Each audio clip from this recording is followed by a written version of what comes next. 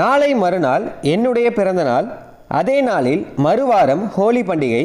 இன்று திங்கட்கிழமை என்றால் ஹோலி பண்டிகைக்கு மறுநாள் என்ன கிழமையாக இருக்கும் அப்படின்னு கேட்டிருக்காங்க. ஃபஸ்ட்டு கொடுத்துருக்கதெல்லாம் எடுத்து எழுதிக்கோங்க. நாளை மறுநாள் பிறந்த நாள் அப்படின்னு சொல்லியிருக்காங்க. நாளை மறுநாள் வந்து பிறந்த நாள்.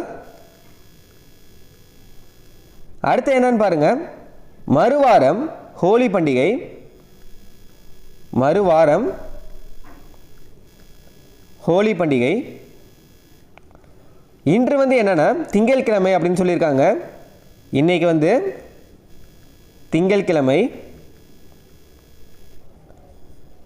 அப்போனா ஹோலி பண்டிகைக்கு மறுநாள் என்ன கிழமையாக இருக்கும் அப்படின்னு கேட்டிருக்காங்க. ஹோலி பண்டிகைக்கு மறுநாள் என்ன கிழமையாக இருக்கும் அப்படின்னு கேட்டிருக்காங்க. இன்றைக்கி என்ன சொல்லியிருக்காங்க, திங்கட்கிழமை அப்படின்னு சொல்லியிருக்காங்க. நாளை மறுநாள் பிறந்த நாள் அப்படின்னு சொல்லியிருக்காங்க. இன்றைக்கி திங்கட்கிழமைனா நாளைக்கு வந்து செவ்வாய்க்கிழமையாக இருக்கும், மறுநாள் வந்து புதன்கிழமையாக இருக்கும். அதாவது இன்றைக்கி திங்கட்கிழமைனா நாளை மறுநாள் வந்து என்ன கிழமையாக இருக்கும்னா புதன்கிழமையாக இருக்கும். பிறந்த நாள் எப்போனா புதன்கிழமை. அடுத்து என்ன சொல்லியிருக்காங்கன்னு பாருங்கள், மறுவாரம் வந்து ஹோலி பண்டிகை அப்படின்னு சொல்லியிருக்காங்க. அப்போ ஹோலி பண்டிகையும் புதன்கிழமையாக தான் இருக்கும்.